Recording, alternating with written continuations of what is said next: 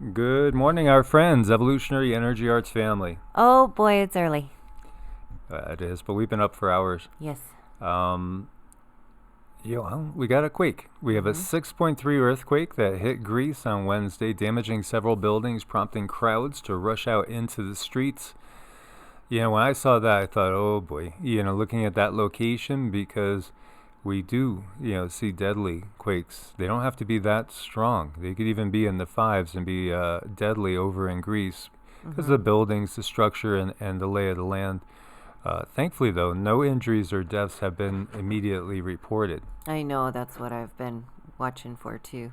Yeah, so this was by Ella Sona, and there have been aftershocks as well. Tremors were felt across the country and as far as Albania, North Macedonia, Kosovo, and Montenegro. And I'm hoping that this is not echoing. We did a test and it wasn't echoing. This is the other computer that we use. And a lot of times it will start to echo as soon as they realize we're using it. Now, really what I wanted to talk about, even more than Greece, is really a quake that occurred here in San Antonio.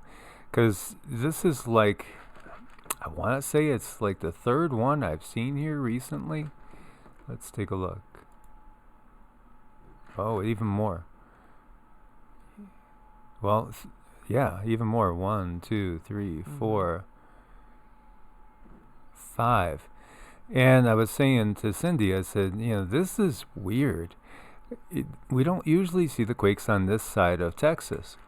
And then when I brought it up and zoomed in, I said, oh, what the frack? Yes, I know. Look at all that. That's just horrible. I don't know. Maybe it's me. I don't remember seeing all this fracking on the southeast side of San Antonio. Look at this. It's loaded with fracking. Every one of these little things we're looking at here is a fracking well. I know, but normally there's not quakes there, so we haven't had a reason to look. I mean, this just shows how fracking causes quakes. I mean, it's just, it's a fact. Look at them all. And, I said to Cindy, geez, look at all these things. I said, Texas, oh man. It's just another thing to add to what's going to be hitting Texas. Texas is going to be shaking more and more as years go on now. Yeah, it's something that we're all going to have to keep an eye out for. This is so sad and terrible. Yeah, and like I've said before, when you go over into this border area, into New Mexico too, right at the border with Colorado, and you start to see all these, fracking wells that are interspersed up through the area. And see if I can find some now. It's just, it's sad. It's really sad. We are setting ourselves up huge. Again, this is all about fracking and oil as well. I know, look at that. That's really widespread, and it's really unfortunate, and they're just taking the life force from the mother. It's so sad. It is. So, okay, there's Eagle's Nest.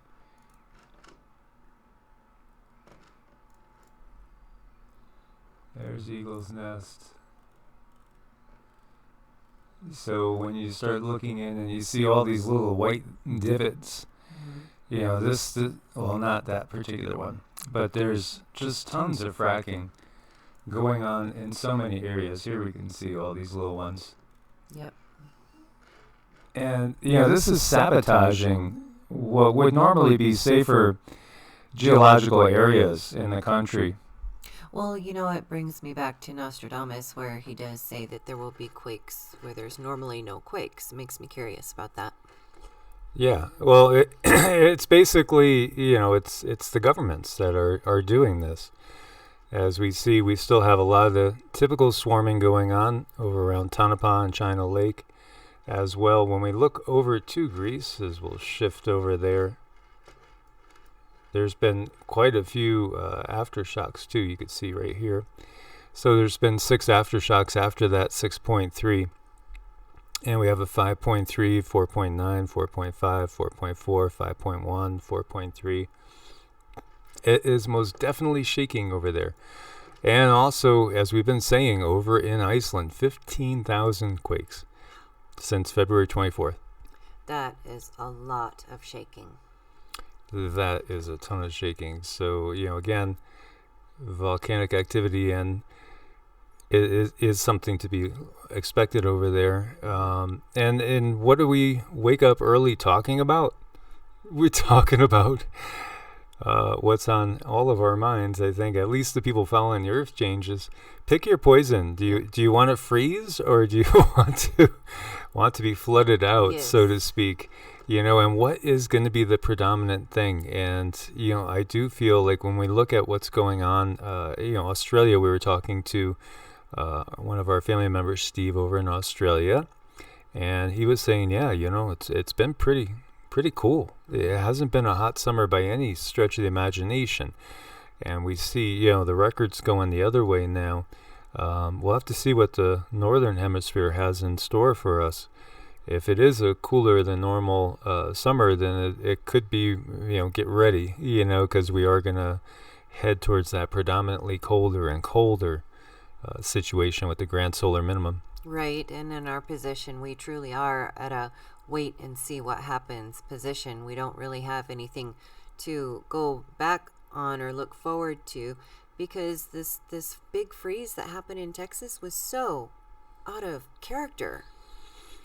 It was, and so the extremes are getting more extreme, as we've been saying, but at some point we should turn and stay predominantly colder.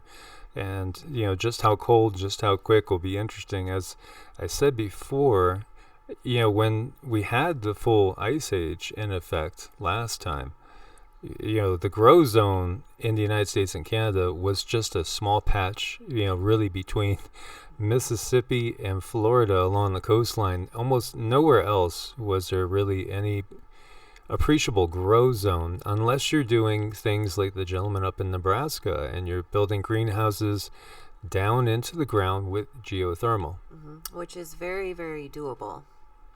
So we see asteroid 2021 EA flew past Earth at 0.24, a quarter of a lunar distance.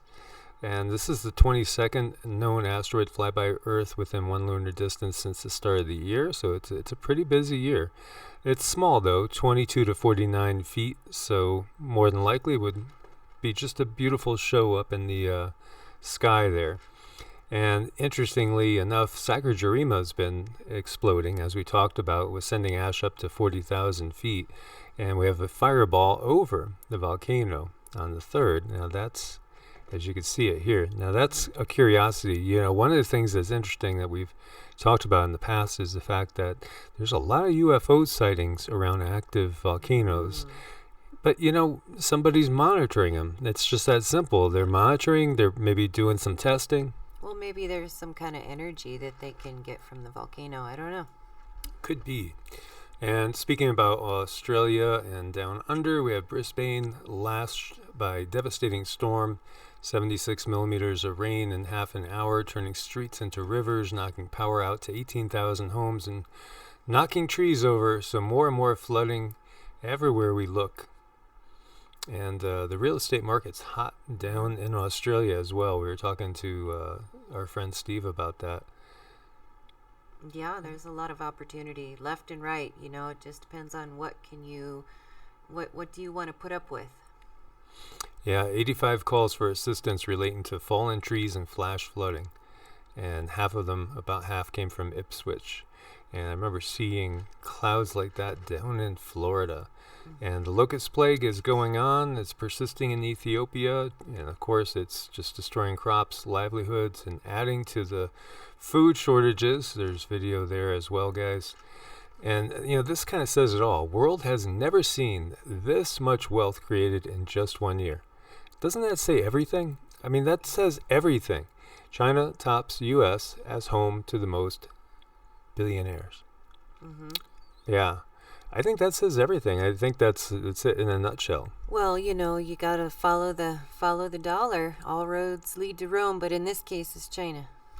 Yes, exactly. That's a good one. All roads lead to China now, and isn't it interesting in a year which has been so miserable for the vast majority of the planet? It's been just a stellar year for billionaires. Incredible. This has been the best year ever for billionaires, and the worst year ever for most of the people on the planet, at least financially and also as far as personal freedoms. Yeah, I know that gap is just getting wider and wider and wider. Yeah, I mean, I don't think there's anything more we really have to say about it. It's pretty self-evident.